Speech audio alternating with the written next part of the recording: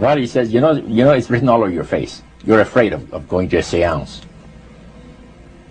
But he says, I know you. He says, you're going to come. And then he started telling me how brave I was when I was aboard ship, you know, different things. He says, you're not the same man, you're changed. You're chicken. That's all I needed to hear. I said, when do we go to a seance? So one Saturday evening, we were in the place. It was her first time. Very beautiful place. The medium was a lady. She had a gorgeous new home in Montreal. And there were about 20 invited guests there, which I was one of them. And she communicated with the spirits for different people there. And they were telling them what the spirit said. One man said, I would like to talk to my friend that died 6 months ago. But I don't want him to appear. Just want to talk to him. Because he says, I don't trust you talking to my friend for me. So the medium says, let me inquire of the spirit. Yeah, the spirit will talk with you.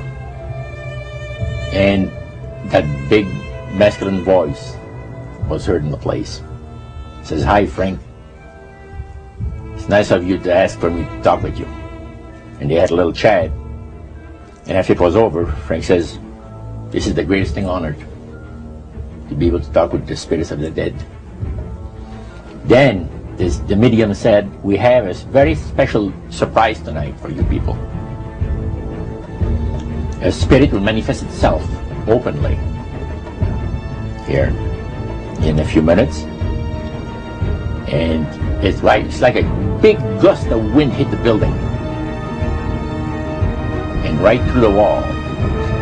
Now the lights weren't terribly bright, but they were like living room lights. A couple of floor lamps, and maybe some of these. And that translucent being seemed to come right out of the wall. How did you feel right at that moment? It's almost like my heart stopped a little bit. You know, very weird feeling. So it was a lady in a beautiful evening gown, swirling.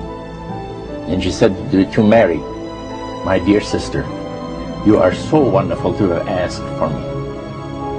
And Mary fainted and fell right off her chair on the floor. And a couple of guys jumped up and picked her up, and it's very gone. And that was the beginning of it.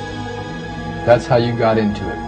Yeah, that's the way I got into it. After a while, you see, there's something interesting about the human mind. You can adjust to an awful lot of stuff. You can adjust to a lot of things that would terrify you to begin with. After a while, they become common and ordinary. So you mean contact with the supernatural can become commonplace and ordinary and doesn't bother anybody? Yeah. In other words, the more that you do it, you're not uncomfortable. That's it's right. just not an uneasy feeling. Yeah. So how did you feel about it? Then I got into a secret society that worshipped the spirits, you see. Okay, now how is that different from the seance, Roger? It happens that the seance are not involving in many ways. But when you get into a secret society of spirit worshippers, then, and especially when you're invited there by the direction of the higher-ups in the spirit world, you never get out of there alive. And this is exactly what my friend and I were up against. We didn't know anything about. And there was a very, very popular big band leader. Jazz musician? Band, yeah, very famous. And one night we went to one of these seances, and he was with his wife. So Roger, you're at this restaurant.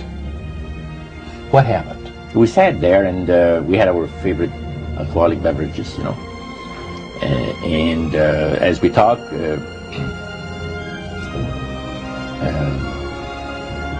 band leader says, he says, I want power. I go right to the source of power. And he says, how do you think that I became famous the way that I am?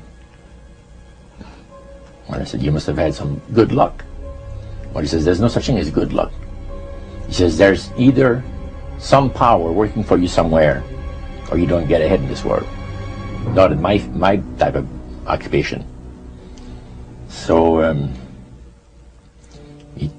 it went from there. We got talking about spirit worship. Did it intrigue you?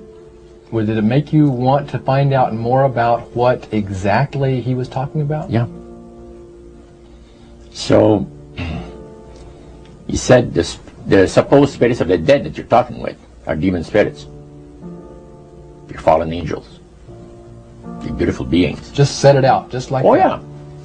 It didn't make you uneasy when he said they were... Well, you know, it shocked you a little bit, you know, something that you first hear mentioned to you. He said, you guys have got a great future ahead of you. Because we've been told, the high priest of our society, secret society, has been told that the master has very special plans for you too. Now, what did he mean by the master?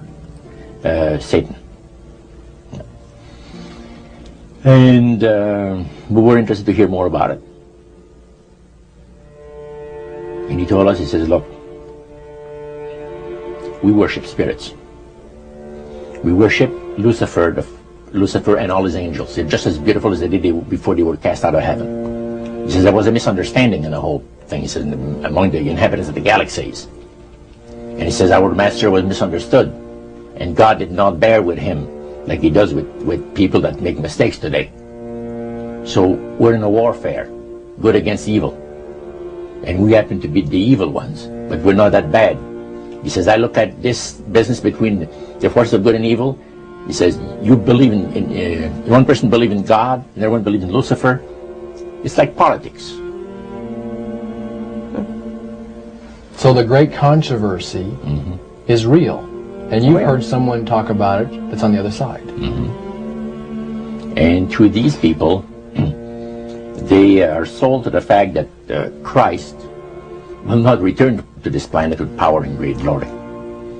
He's going to abdicate all claims to the planet, because the high priest once said that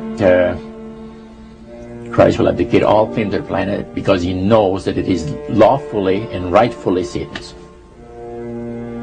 And at that time he says, so the priest says, well now, he says, for those of you that are new, let me tell you that this is the most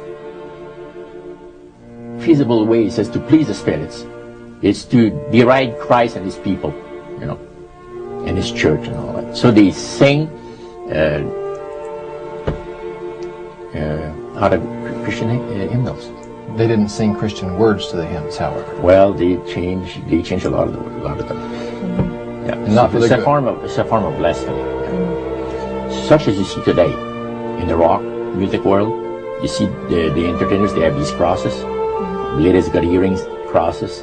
The guys got crosses. This is a form of blasphemy, a form of deriding Christ. You see, spirits cause the people to do that, to find pleasure in wearing this type of emblem, which is the cross is the emblem of the crucifixion of Christ to the Christians.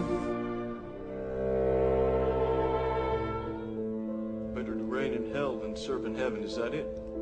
Why not? I'm here on the ground with my nose in it since the whole thing began. I've nurtured every sensation man has been inspired to have. I cared about what he wanted, and I never judged him. Why? Because I never rejected him. In spite of all his imperfections, I'm a fan of man. I'm a humanist. Maybe the last humanist. Who in their right mind, Kevin, could possibly deny the 20th century was entirely mine?